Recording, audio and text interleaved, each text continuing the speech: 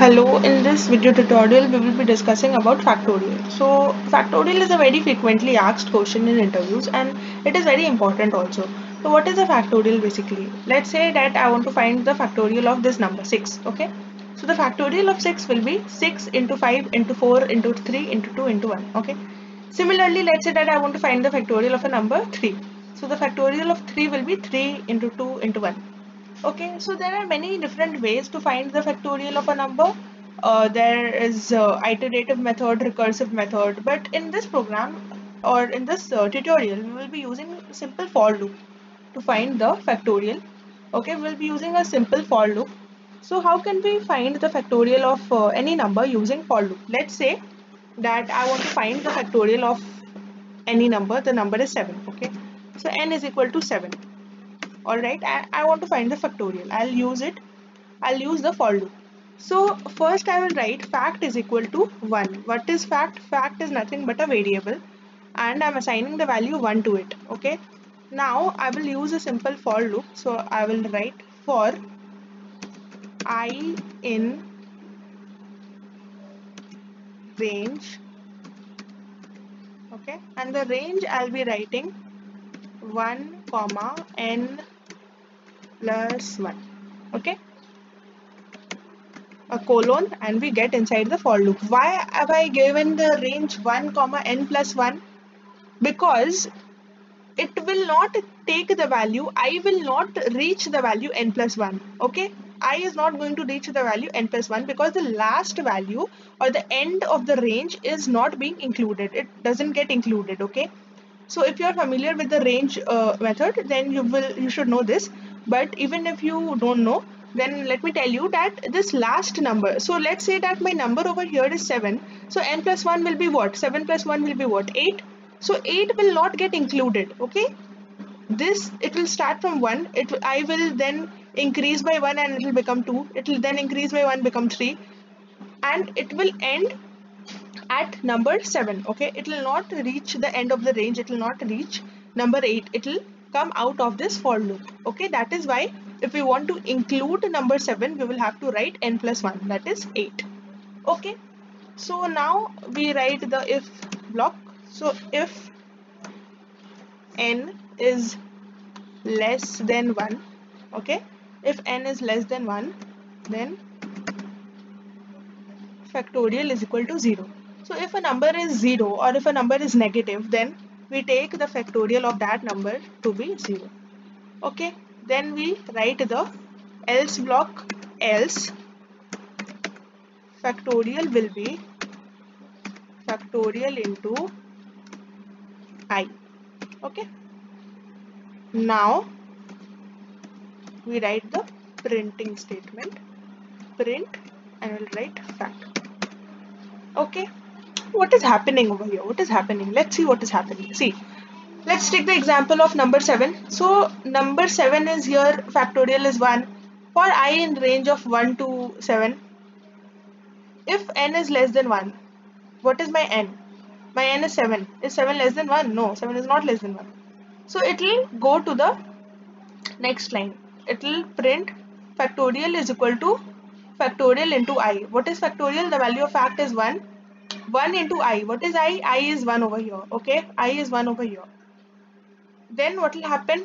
Again, what is going to happen? The value of I will increase. It will become 2. Okay. Then again, if the value of I is becoming 2, it will come to the if. It will see n is less than 1. No, n is still not less than 1 because I have done nothing to the value of n. My n is still 7. So it will again skip this if and come to the else. Now factorial will be factorial into I. What is I right now? I is 2 and my factorial is 1. Okay, so it will be something like this. Let me just write a comment line. So okay, it will be 1 and then it will be 2. Then again the value of I will become 3. Okay, and nothing happens to the value of n. N is 7, it is not less than 1. Again if will be skipped and else it will come to the else part, and factorial is equal to factorial into I. Factorial right now is 1 into 2. and I is 3. So this time factorial becomes 1 into 2 into 3. Okay, so into 3. Same we'll write into 4. Okay, and similarly when I will become 5, it will be 5. When I will become 6, it will be 6. When I will become 7, it will be 7. Okay, then when I will become 8, then what will happen? When I becomes 8, it will altogether, the control will come out of the for loop. Why? Because 8 is not being included in the range. Okay, if I gets a value which is not included in the range, then the control will not enter inside this for loop. It will come out of the for loop. It will come out of the for loop and it will come to this print statement, and fact will be printed. What is fact? This fact which is storing all this values. Okay, that will be printed. So what is the value of 1 into 2 into 3 into 4 into 5 into 6 into 7? Let's see. So if I press shift and enter to execute, the value is 5040. Similarly, if I want to find the factorial of some other number, let's say 5, value is 120. Okay, so in this way we can find the factorial of any given number using the very simple for loop. Okay, now Python has its some advantages also. So talking about advantages, Python has a built-in function. Okay, Python has a built-in function for finding out the factorial. So that for using that built-in function, we will have to import a library, and the name of that library is math. Okay, so import math. Okay, I have successfully imported the math library inside my program, and now I will write define factorial. I'm just defining a function. Okay, and this function is taking a parameter n. Okay, and I'm writing return. This function will return a value. What value? Let's see. So return math dot factorial. Okay, return math dot factorial and n. Okay, so return math dot factorial, and inside the value which I have given over here is n. Okay, so what is happening? See, math dot factorial is a built-in function in Python, and if I pass any number or any if I am passing a variable over here, okay, a value I can give later. So if I am passing any number over here, then that math dot factorial will give me the factorial of that number. Okay, it is a built-in function in Python. So let's say that I want the number to be 5. Okay, so in that case, what am I going to do?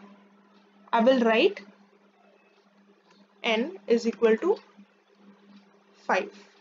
Okay, I'll write n is equal to 5. Let's see what happens. Okay, we'll have to give a printing statement. So print, we will have to write printing statement, print factorial of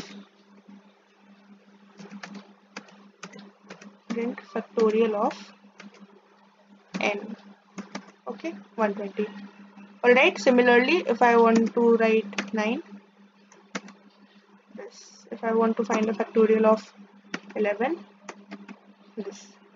Okay, so we had to do nothing. We did not write any for loop or any recursive method or any iterative method. Simply we used math.factorial. So Python comes in with many built-in functions. So in the previous videos, I have talked about many built-in functions of Python in the NumPy library. So you can check out those videos if you haven't. All of them are available in the DataMonk playlist. So we'll meet again in the next video.